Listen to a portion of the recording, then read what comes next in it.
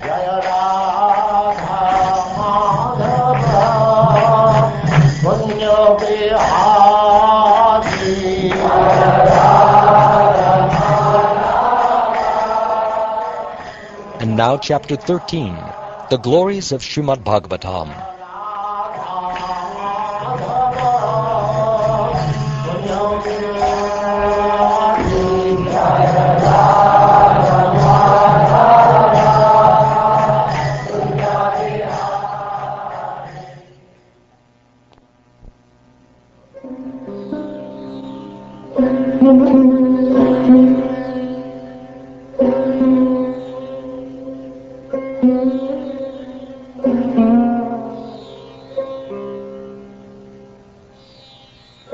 Sutta Goswami said, "Unto that personality whom Brahma, Varuna, Indra, Rudra, and the Maruts praise by chanting transcendental hymns and reciting the Vedas with all their corollaries, Padakramas, and Upanishads, to whom the chanters of the Samveda always sing, whom the perfected yogis see within their minds after fixing themselves in trance and absorbing themselves within him, and whose limit can never be found by any demigod or demon, unto that Supreme Personality of Godhead I offer my humble obeisances."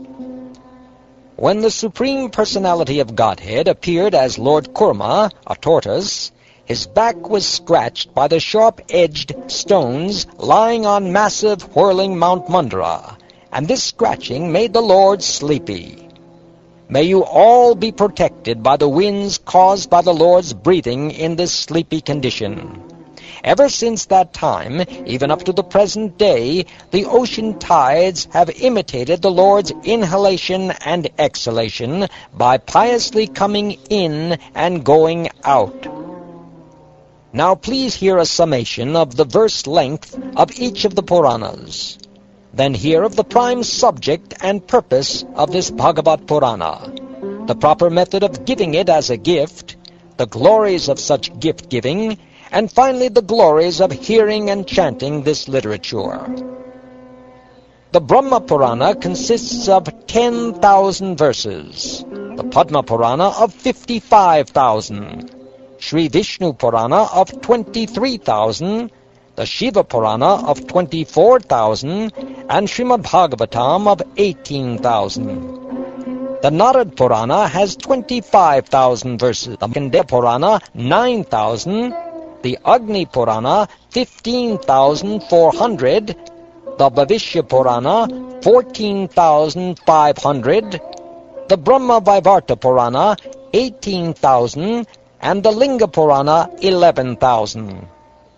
The Varaha Purana contains 24,000 verses, the Skanda Purana 81,100, the Vamana Purana 10,000, the Kurma Purana 17,000, the Matsya Purana 14,000, the Garuda Purana 19,000, and the Brahmanda Purana 12,000.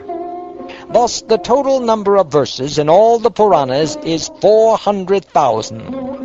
18,000 of these, once again, belong to the beautiful Bhagavatam.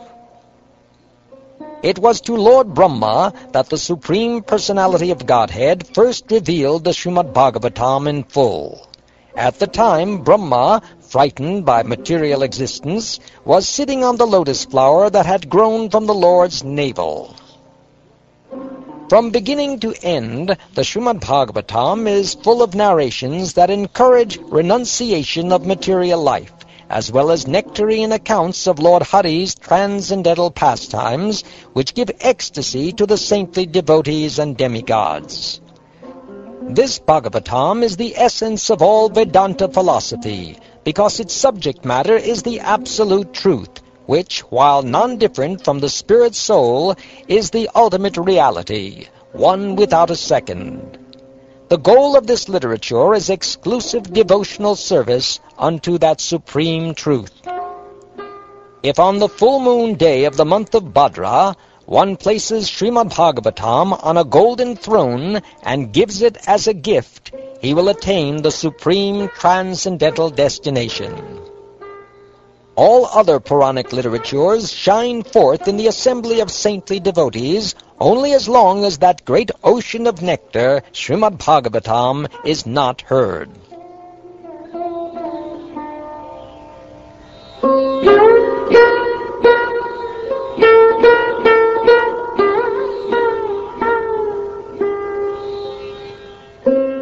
Srimad Bhagavatam is declared to be the essence of all Vedanta philosophy.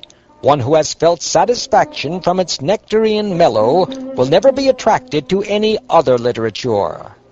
Just as the Ganga is the greatest of all rivers, Lord Achyuta, the supreme among deities, and Lord Shambhu or Shiva, the greatest of Vaishnavas, so Srimad Bhagavatam is the greatest of all Puranas. O Brahmins, in the same way that the city of Kashi is unexcelled among holy places, the Srimad Bhagavatam is supreme among all the Puranas. Srimad Bhagavatam is the spotless Purana. It is most dear to the Vaishnavas because it describes the pure and supreme knowledge of the Paramahamsas. This Bhagavatam reveals the means for becoming free from all material work, together with the processes of transcendental knowledge, renunciation, and devotion. Anyone who seriously tries to understand Srimad Bhagavatam, who properly hears and chants it with devotion, becomes completely liberated.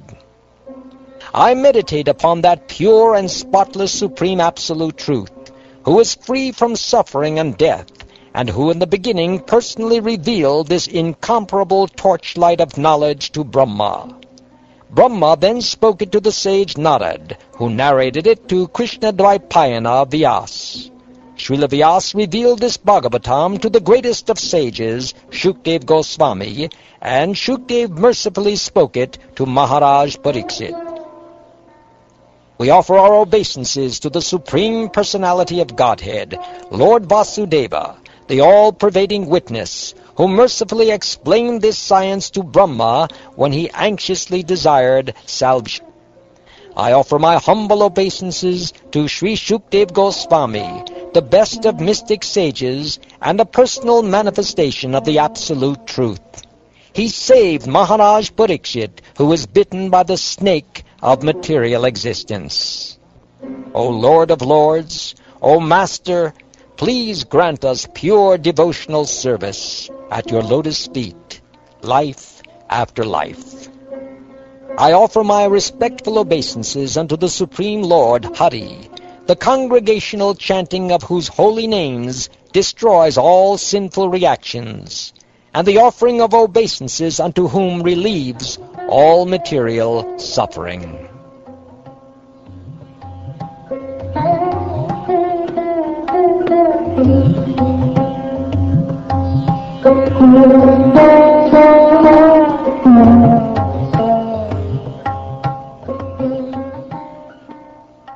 Thus ends the 13th chapter of the 12th canto of the Srimad Bhagavatam, entitled The Glories of Srimad Bhagavatam. And this ends the 12th and final canto of this Purana.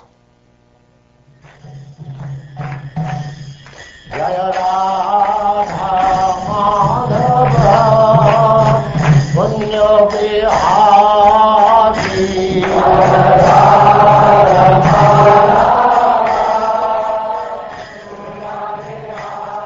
This has been a Krishna Productions presentation. The Srimad Bhagavatam, also known as the Bhagavat Purana, was translated from the Sanskrit by His Divine Grace A.C. Bhaktivedanta Swami Prabhupada, founder director of the International Society for Krishna Consciousness and the Bhaktivedanta Book Trust. Most of the 10th canto and the entire 11th and 12th cantos were translated by disciples of Srila Prabhupada after his physical departure from this world, namely by His Holiness Hridayananda Das Goswami and His Grace Gopi Puranadhan Das. The book was published by the Bhaktivedanta Book Trust, or BBT, in Los Angeles, California, and this project was licensed by BBT International, who reserves all rights to it. The recording and engineering of voice, music, and special effects were under the direction of Neil Schlachter. The narration, including all voice characterizations, were performed by Amala Bhaktadas, who also directed this production.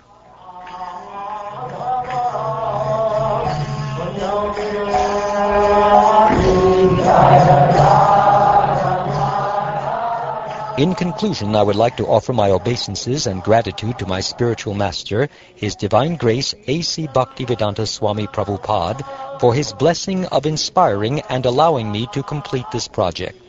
I would also like to thank all the predecessor spiritual masters in our line of disciplic succession, going back to Lord Sri Krishna himself, for their countless and inconceivable benedictions. I would further like to thank all of the devotees of Lord Sri Krishna and Srimati Radharani worldwide who have repeatedly encouraged me and helped me in numerous ways to complete this production. All glories to Srila Prabhupada. All glories to Sri Guru and Sri Gauranga. All glories to Lord Sri Krishna and Srimati Radharani. Hare Krishna, Krishna Krishna, Hare Hare. Hare Rama, Rama Rama, Hare Hare. Hare